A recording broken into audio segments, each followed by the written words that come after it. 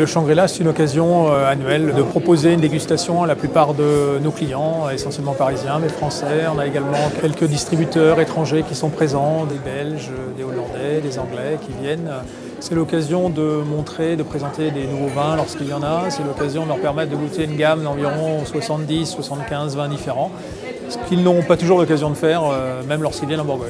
Donc on organise ça dans ce magnifique établissement qu'est le Shangri-La à Paris. Ça fait déjà plusieurs années, c'est parfaitement adapté. On reçoit environ 400 personnes au total. Nous, on est très heureux, ça fait 20 ans qu'on reçoit plusieurs centaines de nos clients sommeliers, restaurateurs, cavistes.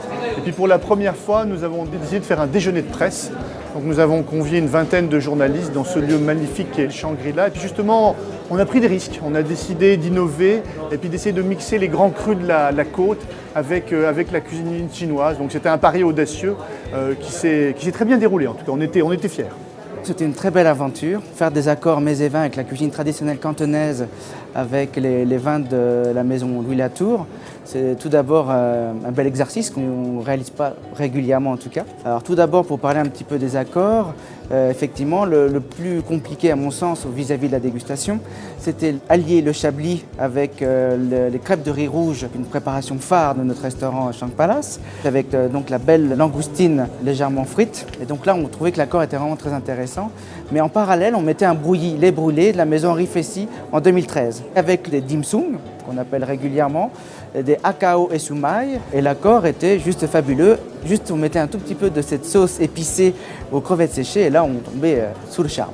Deux grands vins blancs de la Bourgogne avec un Marsan premier cru Les Perrières 2008 de la maison Latour, mis en comparaison avec un Chevalier Montrachet, la parcelle Les Demoiselles en 2011 de la maison Latour. Et là on voulait mettre quand même des grands plats de la tradition cantonaise.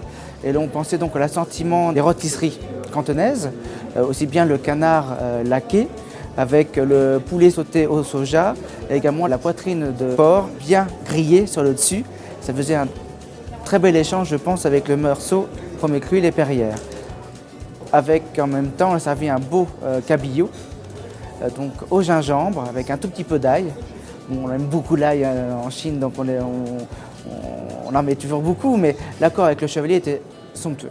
En plat de résistance, il y avait donc les belles crevettes sautées au wok avec les noix caramélisées sésame, en mettant en accord avec le Corton Charlemagne sur millésime 2010 de la maison Louis Latour, qui est cependant pour moi l'une des plus belles bouteilles que j'ai goûtées à ce déjeuner.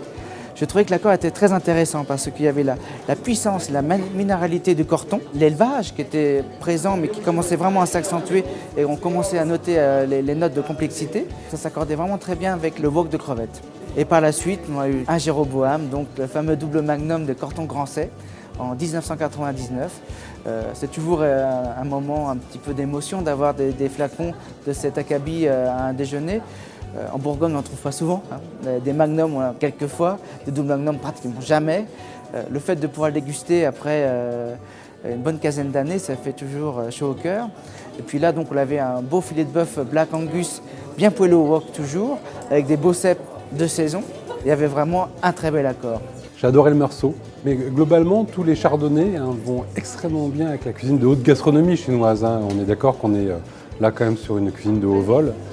Donc là, les vins étaient tout à fait à la hauteur. Alors c'est vrai que le Meursault était tout à fait formidable, mais on a eu aussi des très belles expressions sur un Chevalier Montrachet. Ce qui est intéressant, c'est de voir que finalement, on peut prendre les vins jeunes, parce qu'on a eu des millésimes 2012, comme des moins jeunes. Et à chaque fois, on a des expressions différentes et des accords différents. Donc les blancs étaient tout à fait à leur place. Et très étonnamment, les rouges étaient aussi de très belles factures pour cette cuisine qui est quand même à la fois épicée et qui est goûtue. Et là, pour le coup, ce qui était très étonnant, c'était le Beaujolais, qui est un vin qui est plutôt poivré, effectivement, qui est plutôt gourmand, mais qui en général est un peu toujours délaissé. On ne le met pas forcément facilement en accord avec de la grande gastronomie. Et là, j'ai trouvé qu'il avait une plénitude et puis un fruit qui fonctionnait formidablement bien avec la cuisine qui nous était proposée. Qui répondait aussi au piment et du coup qui lui tenait tête et ça c'était très agréable.